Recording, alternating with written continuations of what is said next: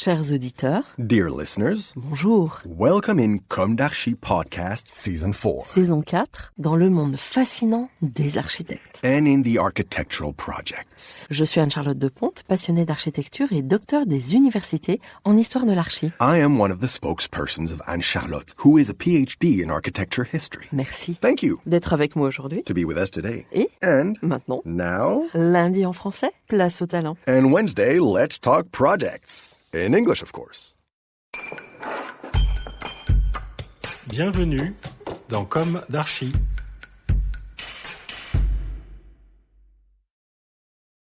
Chers auditeurs, bonjour. Je suis heureuse de vous retrouver aujourd'hui pour un spot numéro 2 consacré à Mies van der Rohe. En effet, rappelez-vous, je souhaitais que nous nous retrouvions aujourd'hui autour de ce grand personnage appartenant à l'histoire de l'architecture dans une lecture transversale. Et oui, je vous rappelle que Ludwig Mies van der Rohe, qui a vécu de 1886 à 1969, figurerait au top 3 avec Frank Lloyd Wright et Le Corbusier des grands maîtres de l'architecture du XXe siècle.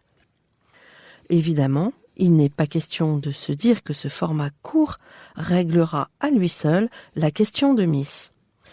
Pas question non plus de rivaliser avec les éminents spécialistes. Et au contraire, nous nous réserverons bien d'autres occasions de tourner autour du sujet tant les thématiques qui se réfèrent à cette immense figure, père du fameux laissise-mort, moins c'est plus, sont riches.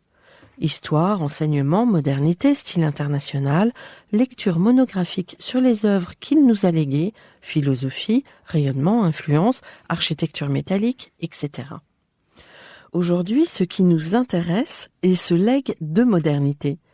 Aujourd'hui, évidemment, ce n'est plus l'architecture dite historique, jugée hier surannée, qui pousse à renouveler la démarche architecturale, mais plutôt cette modernité symbole de simplicité et de vitesse qui a dérivé, et là je ne parle pas de Mies bien sûr, mais qui a dérivé donc avec tant d'abus, passant du noble laissise-mort au low-cost cannibale, plébiscité pour faire toujours encore plus de profit avec du moins en moins. Une dérive funeste, laquelle en France a laissé fleurir les fameux cubes de cette architecture très ordinaire.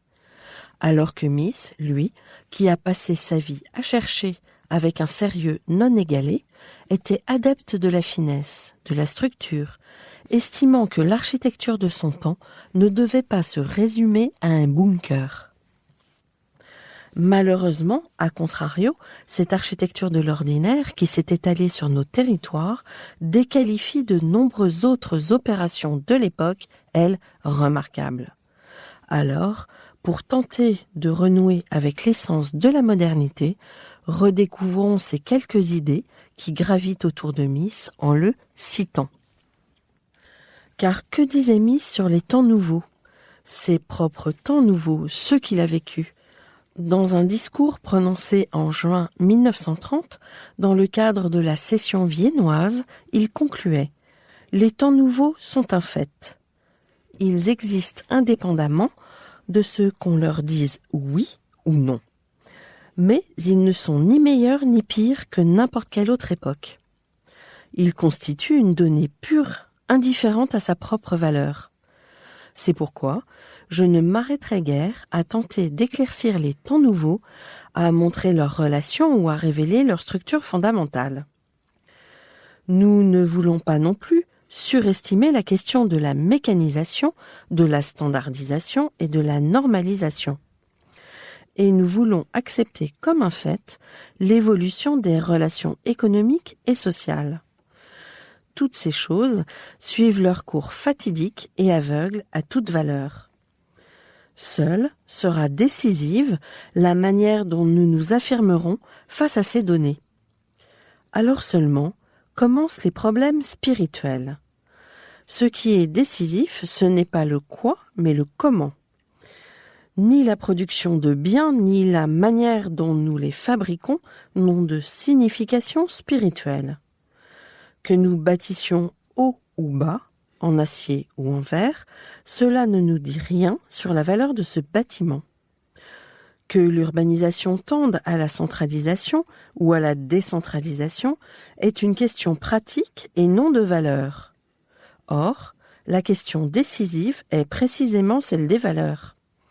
Nous devons définir des valeurs nouvelles, déterminer les finalités ultimes afin d'établir une échelle de valeurs. Car chaque époque, dont la nôtre aussi, n'a de sens et de justification que si et seulement si elle fournit les conditions d'existence de l'esprit. 35 ans plus tard, en 1965, Mies van der Rohe, en avant-propos du livre de Werner Blaser, Mies van der Rohe, dit Kunst der Struktur, écrit sur l'architecture de notre temps, je cite. C'est vers 1910 que je suis entré consciemment dans la profession. Les mouvements Jugendstil et Art Nouveau touchaient à leur fin.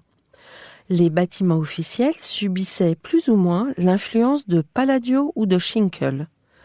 Mais les véritables exploits de cette époque furent les bâtiments industriels et les bâtiments purement techniques. C'était en fait une époque incohérente et personne ne pouvait ni ne voulait résoudre la question de l'essence de l'architecture. Peut-être le temps n'était-il pas encore mûr pour une réponse. Toutefois, je soulevais la question et j'étais décidé à trouver une réponse. C'est seulement après la guerre, autour des années 20, qu'il devint de plus en plus clair que le développement technique influençait de nombreux aspects de notre vie. Nous découvrîmes que la technique était une force civilisatrice avec laquelle il fallait compter. Dans le domaine de la construction, la technique en pleine évolution mettait à disposition de nouveaux matériaux et des méthodes de travail plus pratiques qui s'opposaient de manière souvent aiguë à nos conceptions architecturales traditionnelles. Et pourtant, je croyais en la possibilité de développer l'architecture avec ces moyens nouveaux. Je sentais qu'il devait être possible de mettre en harmonie des forces anciennes et nouvelles dans notre civilisation. Chacun de mes bâtiments était une démonstration de ces idées et un pas en avant dans le processus de ma propre recherche de clarté. J'étais de plus en plus convaincu que ces nouvelles évolutions scientifiques et techniques constituent les vraies conditions de notre architecture. Je n'ai jamais perdu cette conviction.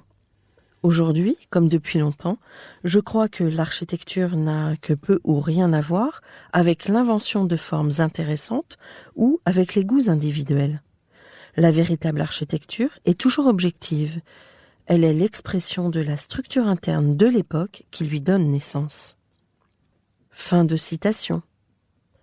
Alors, je m'interroge. Les 30 Glorieuses ont-elles été dignes de ce legs ? Si aujourd'hui notre préoccupation première est l'écologie et le rafraîchissement des villes, mais aussi la réhabilitation, est-il utile de rompre avec ce legs ? Mies ne propose-t-il pas une projection intemporelle qui dépasse à elle seule la question de la matière ? La clarté n'a-t-elle pas à convoquer aujourd'hui la frugalité dont on parle tant ? La clarté n'est-elle pas non plus de garder la mémoire ? Car comment pourrons-nous réhabiliter si nous perdons la mémoire ? Si vous souhaitez en savoir plus sur Ludwig Mies van der Rohe, ou bien simplement entendre sa voix, si ce n'est déjà fait, je vous recommande d'écouter sur France Culture, dans la série Les Bâtisseurs, l'épisode 5 du 31 juillet 2020, Ludwig Mies van der Rohe, La simplicité est un long voyage. Chers auditeurs, ravis d'avoir partagé avec vous cette matière à réfléchir. Merci pour votre écoute et rendez-vous dès la semaine prochaine. D'ici là, prenez soin de vous. Au revoir.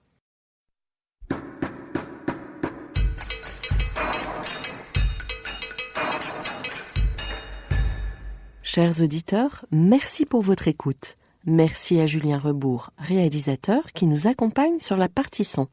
N'oubliez pas de retrouver nos sujets en avant-première sur Instagram à l'adresse @comdarchipodcast. Si vous aimez ce podcast, favorisez sa diffusion en lui donnant 5 étoiles sur Apple Podcast, plus un petit commentaire, ou sur votre plateforme de podcast favorite. Et surtout, abonnez-vous pour écouter tous nos épisodes gratuitement. À bientôt et d'ici là, prenez soin de vous.